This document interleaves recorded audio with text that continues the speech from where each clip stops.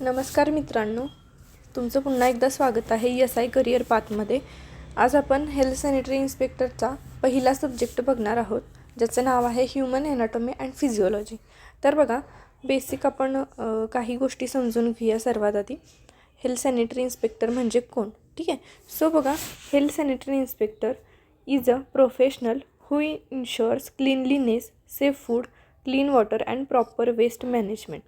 Their main role is to prevent diseases and promote public health through hygiene and sanitation. बघा, health sanitary inspector, ज्याला HSI असंही म्हटलं जातं, तर हा एक असा प्रोफेशन आहे ज्यात स्वच्छता, सुरक्षित अन्न, स्वच्छ पाणी आणि योग्य कचरा व्यवस्थापन हे ठरवले जातं. लक्षात आलं. आणि हेल्थ सॅनिटरी इन्स्पेक्टर हे आरोग्य खात्यातलं मेन व्यक्ती झाला, किंवा आपण म्हणू शकतो एक ते मेन पद झालं, ठीक आहे. आता बघा, त्याच्यावरती कोणत्या मेन रिस्पॉन्सिबिलिटीज असतात ते आता आपण समजून घेऊया. तर पहिली आहे इन्स्पेक्टिंग फूड, वॉटर अँड सॅनिटेशन. बघा, अन्न, पाणी, स्वच्छता यांची व्यवस्थित तपासणी करणं, ठीक आहे. नेक्स्ट झाले ensuring proper waste management and disposal. बघा, कचऱ्याचे योग्य व्यवस्थापन व विल्हेवाट लावणे हे त्याचं दुसरं कर्तव्य झालं. तिसरं आहे monitoring cleanliness in school, market and hospitals. बघा, शाळा, बाजार, रुग्णालय किंवा जे काही सार्वजनिक ठिकाणे असतील त्या ठिकाणावरती स्वच्छता आहे की नाही यावर लक्ष ठेवणे. आणि सेकंड लास्ट आहे educating people about importance of hygiene. बघा, लोकांना स्वच्छतेचे महत्त्व समजावून सांगणे हे चौथं कर्तव्य झालं. Assisting in disease preventing programme, रोग प्रतिबंधक कार्यक्रमात मदत करणे हे लास्ट. हे जे काही आपण बघितले हे 5 मेन कर्तव्य आहेत हेल्थ सॅनिटरी इन्स्पेक्टरचे, ठीक आहे. सो जर पेपरला आलं तरी लक्षात असावं. नेक्स्ट आता आपण आपल्या मेन विषयाकडे आजच्या वळूया. बघा, विषय आहे ह्यूमन ॲनाटॉमी अँड फिजिओलॉजी. हा आपला इम्पॉर्टंट सब्जेक्ट असणार आहे आणि थोडासा टफ आहे, पण मी प्रयत्न करेन की सोप्या भाषेत सांगायचा, ठीक आहे. तर बघा, ह्यूमन ॲनाटॉमी अँड फिजिओलॉजीला काय म्हटलं जातं मराठीमध्ये, तर मानवी शरीर रचना शास्त्र आणि मानवी क्रियाशास्त्र, ठीक आहे. तर बघा, आता इंट्रोडक्शन. ॲनाटॉमी म्हणजे काय? Study of structure of human body. आता बघा, मानवी शरीराची रचना अभ्यासणे याला काय म्हटलं जातं, ॲनाटॉमी असं म्हटलं जातं, ठीक आहे. नेक्स्ट आलं physiology, study of the function of body parts. बघा, शरीराच्या विविध अवयवांच्या कार्यांचा अभ्यास करणे त्याला काय म्हटलं जातं, तर फिजिओलॉजी असं म्हटलं जातं. बघा, मी परत एकदा सांगते, रिपीट करते. ॲनाटॉमी म्हणजे काय, तर मानवी शरीराची रचना अभ्यासणे. फिजिओलॉजी म्हणजे काय, तर शरीराच्या विविध अवयवांच्या कार्यांचा अभ्यास करणे, ठीक आहे. आता आपण नेक्स्ट पार्टकडे वळूया. तर तो आहे ॲनाटॉमिकल टर्म्स. बघा, ॲनाटॉमिकल टर्म्स म्हणजे काय, तर special scientific words used to describe the body. बघा, हे ॲनाटॉमिकल वर्ड्स किंवा टर्म्स जे आहेत हे स्पेशली कुठे यूज केले जातात, तर हॉस्पिटल्समध्ये, ठीक आहे. किंवा मग कोण यूज करतं, तर डॉक्टर, नर्स किंवा जे आरोग्य कर्मचारी आहेत ते यूज करतात, ठीक आहे. आता बघा, एक एक पार्ट आपण समजून घेऊया. फर्स्ट आहे anterior, posterior, superior, inferior, medial आणि लॅटरल. आता एक एक आपण डायग्राम थ्रू समजून घेऊया. आता बघा, एक इथं शरीराची रचना दाखवलेली आहे. तर बघा,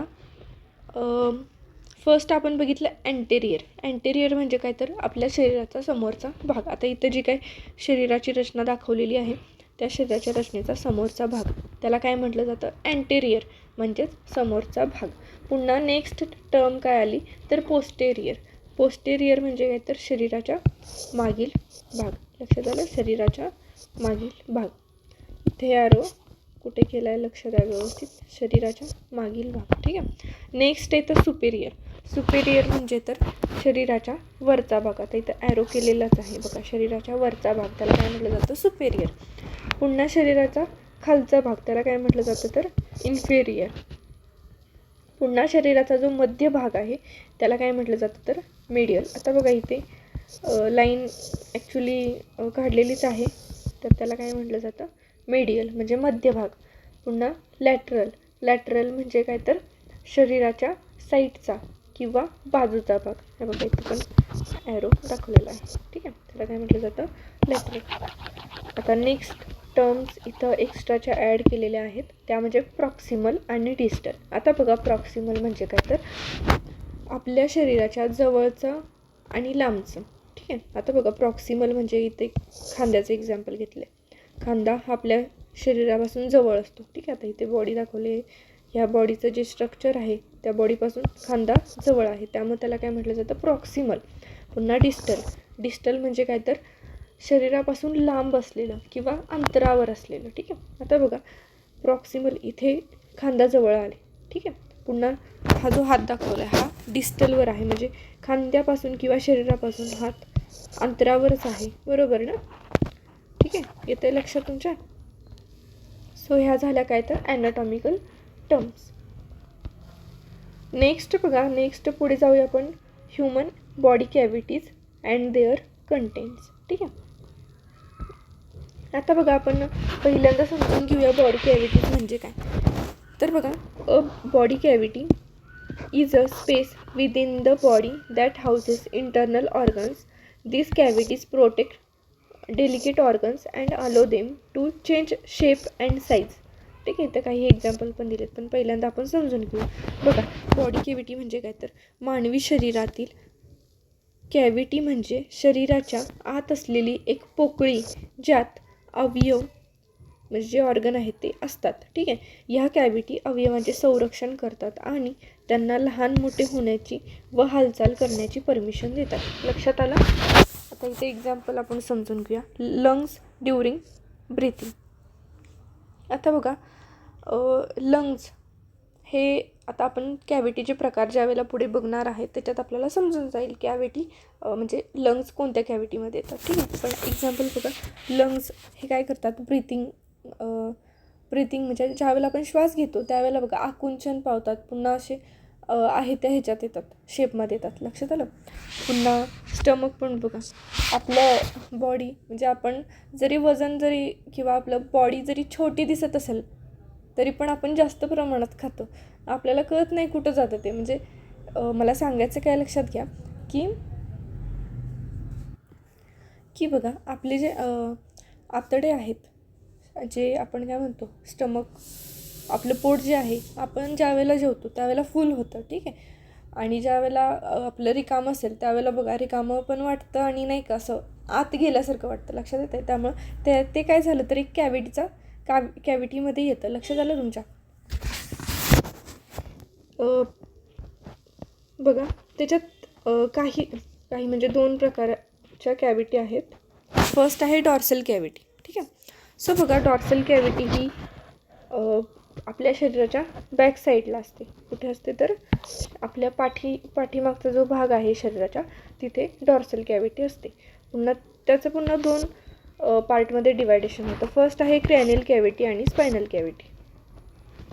क्रॅनियल कॅव्हिटीमध्ये काय असतं तर आपला ब्रेन असतो, मेंदू असतो, आणि स्पायनल कॅव्हिटी म्हणजे मध्ये काय येतं तर स्पायनल कॉर्ड. ठीक आहे, आपले जो पाठीचा कणा आहे तो कशात येतो? स्पायनल कॅव्हिटीमध्ये येतो.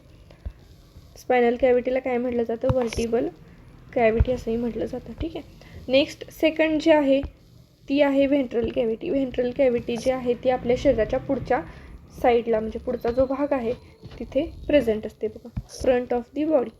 पुन्हा larger than the dorsal cavity. बघा आपल्या पाठीमागच्या साईडला जी डॉर्सल कॅव्हिटी आहे त्याच्यापेक्षा व्हेंट्रल कॅव्हिटी ही मोठी असते. पुन्हा त्याचेसुद्धा 3 प्रकार पडतात पुढे. फर्स्ट आहे थोरॅसिक कॅव्हिटी. बघा थोरॅसिक कॅव्हिटीमध्ये लंग्स येतात, हार्ट येतं, ट्रॅकिया आणि इसोफॅगस हे कशात येतं तर थोरॅसिक कॅव्हिटीमध्ये येतं. पुन्हा नेक्स्ट बघा ॲब्डॉमिनल कॅव्हिटी. ॲब्डॉमिनल कॅव्हिटीमध्ये काय येतं? स्टमक, पुन्हा इंटेस्टाईन, लिव्हर, पॅनक्रियाज आणि किडनीज येतात. पुन्हा थर्ड आहे तिसरा प्रकार pelvic cavity. It content urinary bladder, reproductive organs आणि रेक्टम. ठीक, आता बघा अजून काही छोट्या कॅव्हिटीज आहेत त्या बघा. फर्स्ट आहे ओरल कॅव्हिटी. ओरल कॅव्हिटी म्हणजे आपले जे तोंड आहे, पुन्हा दात आणि जीभ त्याच्यामध्ये येतं. पुन्हा नसल कॅव्हिटीमध्ये काय येणार? नोज येणार, नाक. पुन्हा ऑर्बिटल कॅव्हिटीजमध्ये काय तर आईज. नेक्स्ट आहे मिडल एअर कॅव्हिटीज. बघा, स्मॉल बोन्स ऑफ एअर, जे कानाचं सर्वात शरीराचं जे बारीक हाड आहे ते कुठे असतं तर कानामध्ये प्रेझेंट असतं. ज्या कोणाला माहीत असेल त्यांनी कमेंट बॉक्समध्ये नक्की मेन्शन करा. ठीक आहे. आता बघा, ह्याच्यानुसार आपण समजून घेऊया डायग्रामनुसार. बघा, आपण 2 प्रकार बघितले कॅव्हिटीचे. फर्स्ट आहे डॉर्सल कॅव्हिटी, सेकंड काय बघितलं व्हेंट्रल कॅव्हिटी. तर बघा, डॉर्सल कॅव्हिटी ही कुठे असते तर आपल्या शरीराच्या बॅक साईडला असते. त्याच्यात 2 टाईप्स पडतात, क्रॅनियल कॅव्हिटी आणि स्पायनल कॅव्हिटी. बघा, क्रॅनियल कॅव्हिटीमध्ये काय असतं तर मेंदू असतो. ठीक आहे, मेंदू असतो. आणि कॅव्हिटीचं मेन काय काम आहे बघितलं ना आपण. ठीक आहे. बघा, कॅव्हिटीचं मेन काम काय आहे तर आपले जे इंटरनल ऑर्गन्स आहेत त्यांना प्रोटेक्ट करणं, आपले जे आतले अंतर्गत आणि नाजूक अवयव आहेत त्यांना संरक्षण देणं. ठीक आहे. बघा, क्रॅनियल कॅव्हिटीमध्ये काय येतं तर मेंदू येतो. ठीक आहे. मेंदूला संरक्षण कोण देतं तर क्रॅनियल कॅव्हिटी. लक्षात आलं. पुन्हा स्पायनल कॅव्हिटी. बघा, स्पायनल कॅव्हिटीमध्ये काय येतं तर आपला पाठीचा मणका येतो. नेक्स्ट आहे थोरॅसिक कॅव्हिटी. थोरॅसिक कॅव्हिटीमध्ये बघा काय येतं तर हार्ट येतं. हार्ट येतं, पुन्हा लंग्स येतात, इसोफॅगस आणि ट्रॅकिया येतं. ओके. बघा, थोरॅसिक कॅव्हिटी कशाचा पार्ट झाला तर व्हेंट्रल कॅव्हिटीचा. आणि व्हेंट्रल कॅव्हिटी ही कुठे असते तर पूर्ण आपल्या शरीराच्या पुढच्या साईडला असते. त्याच्यात 3 टाईप्स बघितले. फर्स्ट आपण थोरॅसिक कॅव्हिटी आत्ता बघितलं. Next abdominal cavity. ॲबडॉमिनल कॅव्हिटीमध्ये काय येतं तर आपलं पोट. ठीक आहे, पोट येतं, म्हणजे स्टमक, लिव्हर, इंटेस्टाईन जे काही आपली आतडी आहेत ते सुद्धा ॲबडॉमिनल कॅव्हिटीमध्ये येतात. पुन्हा किडनी, पॅनक्रियास ते सुद्धा येतं. ठीक आहे. आणि लास्ट कॅव्हिटी कोणती तर पेल्विक कॅव्हिटी. पेल्विक कॅव्हिटीमध्ये आपले जे रिप्रोडक्टिव्ह ऑर्गन्स आहेत ते येतात. ठीक आहे. सो फंक्शन बघा काय आहे आता बॉडी कॅव्हिटीचं. Protect delicate internal organs. बघा, मी आत्ताच तुम्हाला सांगितलं की आपले जे अंतर्गत ऑर्गन्स आहेत, म्हणजे आतले नाजूक अवयव आहेत, त्यांना संरक्षण देण्याचं काम कोण करतं तर बॉडी कॅव्हिटीज करतात. ठीक आहे. नेक्स्ट आहे काय तर अलो ऑर्गन्स टू ग्रो आणि मूव्ह. बघा, आपल्या अवयवांना वाढीसाठी मदत करतं आणि तसंच ते काय मूवमेंटसाठी म्हणजे हालचालीसाठी सुद्धा मदत करतात कोण तर बॉडी कॅव्हिटीज. ठीक आहे. आता बघा, इथे अजून एक एक्झाम्पल दिलेलं आहे, युटेरस ग्रो इन प्रेग्नेन्सी. ते पण कशात तर युटेरस हे कशात झालं तर आपल्या रिप्रोडक्टिव्ह ऑर्गन्स म्हणजे ह्याच्यात येतं, काय म्हणू शकतो आपण पेल्विक कॅव्हिटीमध्ये येतं युटेरस. ठीक आहे. सो ते पण युटेरस ज्या वेळेला प्रेग्नेन्सीमध्ये बघा ते मोठं होतं किंवा त्याची वाढ होते. ठीक आहे. सो ती परमिशन कोण देतं तर पेल्विक कॅव्हिटी देते. ठीक आहे. नेक्स्ट बघा, इंट्रोडक्शन टू सिस्टीम. आता बघा, आपल्या शरीरात 11 सिस्टीम असतात. टोटल 11 मेजर सिस्टीम्स असतात. ठीक आहे. आता त्याच्यात आपण एक एक करून समजून घेणार आहोत. फर्स्ट सिस्टीम आहे स्केलेटल सिस्टीम. ठीक आहे. बघा, स्केलेटल सिस्टीम त्याला अस्थिबंधन असंही म्हटलं जातं. तर बघा, त्याच्यामध्ये कोणते अवयव येतात तर बोन्स, जॉईंट्स आणि कार्टिलेज. ठीक आहे, हे येतात स्केलेटल सिस्टीममध्ये. तर त्या स्केलेटल सिस्टीमचं काय काम आहे बघा, function give support and shape. बघा, आपल्या बॉडीला, आपल्या शरीराला सपोर्ट द्यायचा आणि एक शेप द्यायचं काम कोण करतं तर स्केलेटल सिस्टीम करते. आता इमॅजिन करा, जर आपल्या शरीरात हाडेच नाही आहेत तर आपण उभे तरी राहू का? आपल्याला उभंसुद्धा राहता येणार नाही जर आपल्या शरीरात हाडे नसतील तर. लक्षात येतं. त्यामुळे स्केलेटल सिस्टीमवरती आपण पूर्णपणे डिपेंड आहे. स्केलेटल सिस्टीम आणि मस्क्युलर सिस्टीम हा खूप इम्पॉर्टंट आहे. ह्या 2 सिस्टीम मिळून आपलं शरीर बनलेलं आहे. ठीक आहे. सो इम्पॉर्टंट आहे ते. ओके. तर स्केलेटल सिस्टीमचं आपण काय काम बघितलं तर शरीराला आकार आणि आधार देतं. पुन्हा प्रोटेक्ट ऑर्गन जसं मी सांगितलं. आता बघा, आपला जो मेंदू आहे, मेंदू कशाच्या आतमध्ये असतो तर कवटीच्या आतमध्ये असतो. बरोबर. आणि कवटी स्कल हे काय झालं तर एक कॅव्हिटीमध्ये पण येतंच, पण अजून काय झालं तर स्केलेटल सिस्टीमचा तो पार्ट आहे. ठीक आहे. त्यामुळे बघा कवटी हे काय करतं, मेंदूला प्रोटेक्ट करतं, संरक्षण देतं. लक्षात येतं.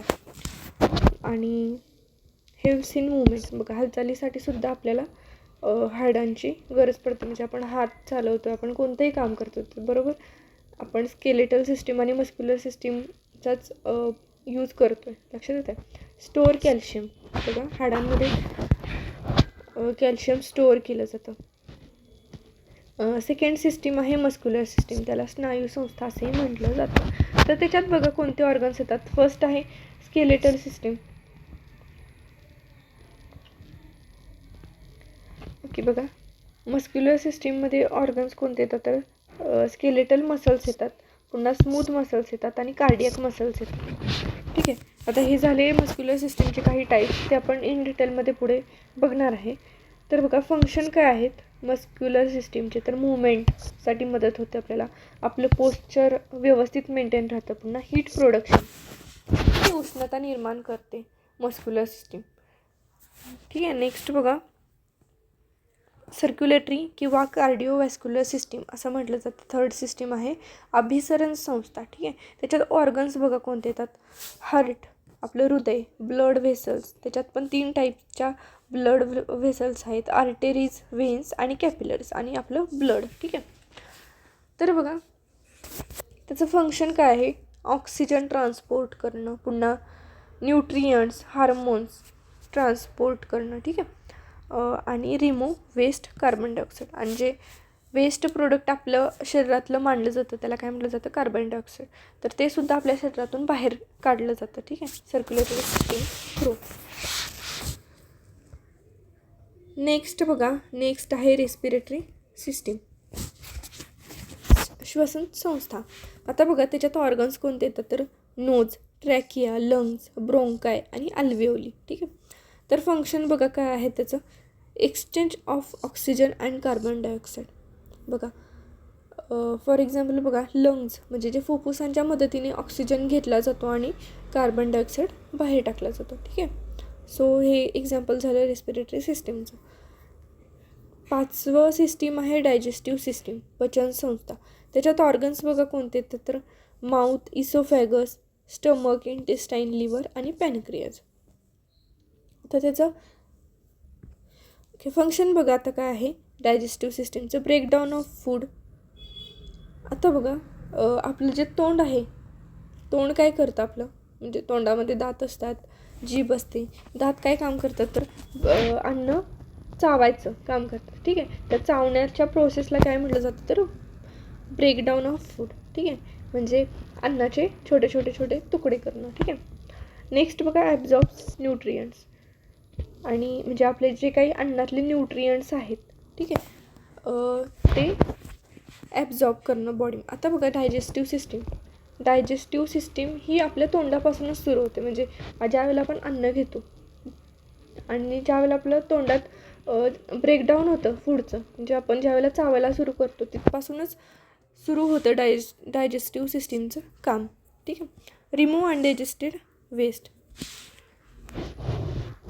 बघा जे उरलेले अनडायजेस्टेड फूड आहे ते बाहेर टाकले जातं डायजेस्टिव्ह सिस्टीम थ्रू. पुन्हा 6th आहे काय तर नर्वस सिस्टीम, चेतासंस्था. ऑर्गन्स बघा त्याच्यात येतात ब्रेन, स्पायनल कॉर्ड्स आणि नर्व्स. फंक्शन काय आहे तर control body functions, send messages आणि कोऑर्डिनेशन.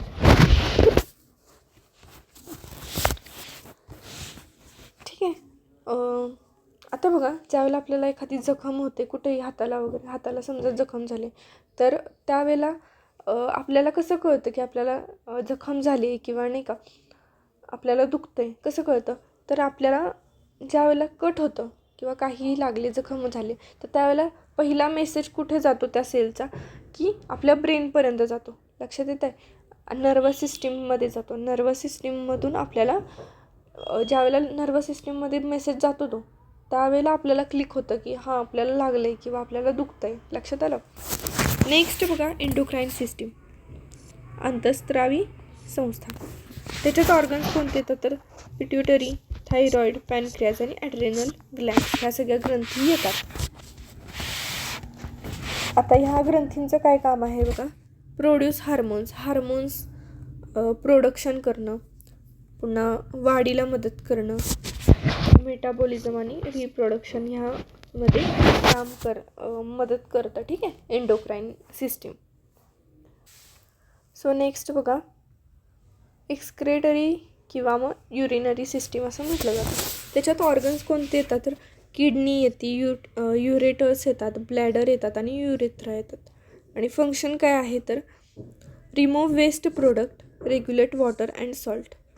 आता बघा, आपल्या बॉडीतून जे काही वेस्ट प्रोडक्ट असतात, ठीक आहे, म्हणजे शरीरातले जे काही वेस्ट मग फ्लूइड असेल किंवा एक्स्ट्रा वॉटर असेल ते बाहेर टाकले जातात. कशा थ्रू तर युरिनरी किंवा एक्सक्रेटरी सिस्टीमच्या मदतीने.